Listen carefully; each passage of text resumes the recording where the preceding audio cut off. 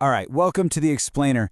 Today, we are diving into something that, let's be honest, most of us in the professional world have gone through, and probably dreaded, the performance review. But what if it didn't have to be that way? What if the whole process wasn't broken? Well, today, we're going to figure out how to do them the right way. So let's just kick things off with a question that I'm pretty sure hits close to home for a lot of you. Why is it that the very words annual review can just fill you with dread? You know? It's supposed to be this chance to grow, this productive chat, but instead it feels like you're about to be judged, like a final exam you didn't even know you were taking. Okay, so here's our game plan for this explainer. We're going to start by tearing down the old broken system. Then we'll build a new one, piece by piece, starting with the absolute basics. We'll talk about moving from a yearly event to a constant conversation, what your role as a manager really is, and then we'll wrap up by looking at what a genuinely productive review actually looks like. All right, section 1, the problem. To really fix performance reviews, you've got to understand what they were supposed to do in the first place and exactly where that classic model just goes completely off the rails. I mean, look at the definition on paper. It sounds so reasonable, right? Evaluate work, discuss performance, define what's next.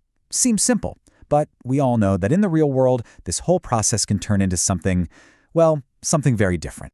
And here's the root of it. A lot of companies are still using systems that are seriously outdated. We're talking 15, even 20 years old. They just weren't designed for how we work today. So what happens? They create a ton of anxiety, the feedback comes way too late to actually help, and the whole thing feels less like a chance to grow and more like you're just getting a final grade stamped on your forehead. Wow, this quote just nails it, doesn't it?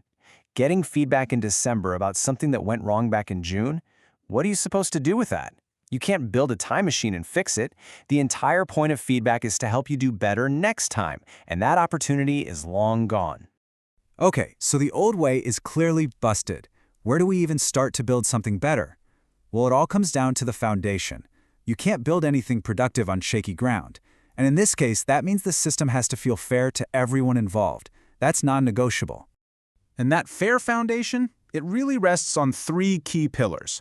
Number 1, a clear job description. Like, what do you actually do? Number 2, defined competencies.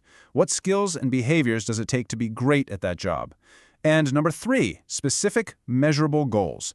Everyone needs to know what they're aiming for. This isn't rocket science, but it is absolutely critical.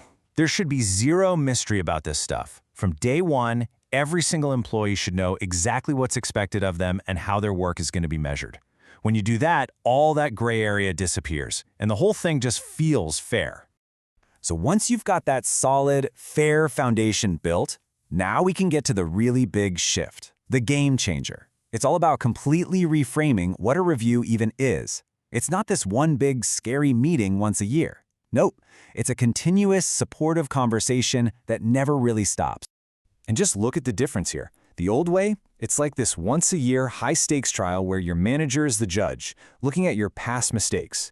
The new way, it's a daily, weekly process with zero surprises, where your manager is more like a coach, helping you get ready for the future.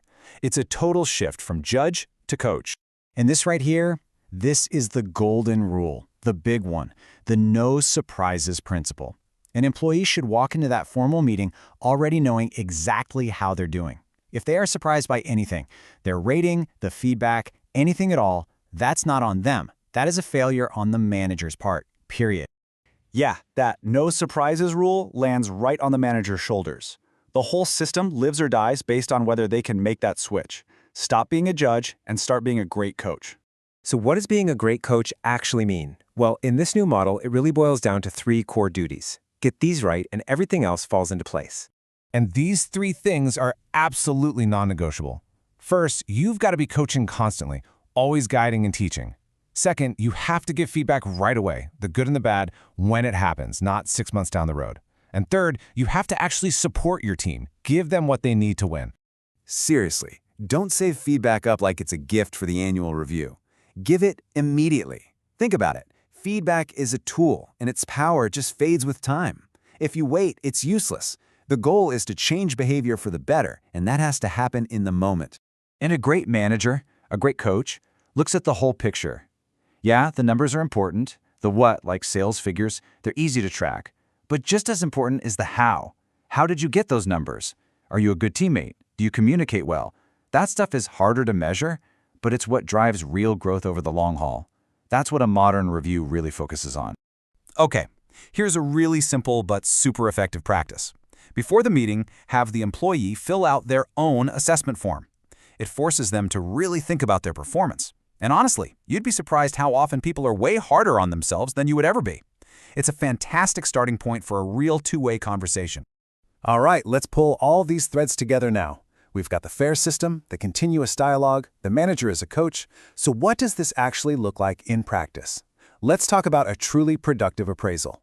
And here it is, the whole cycle from start to finish. You can see it's not a single point in time, it's a loop.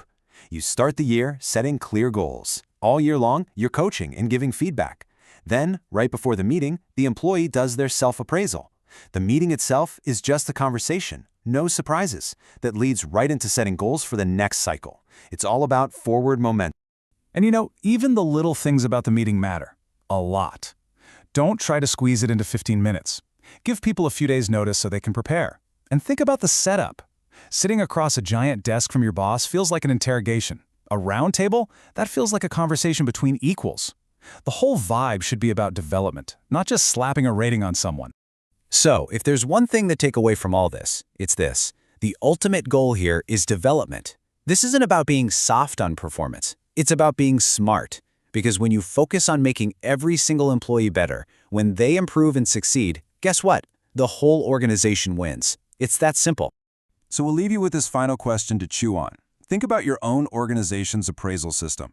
Is it really built to help people grow and develop, or is it just there to judge them? The answer to that, well, it tells you everything you need to know.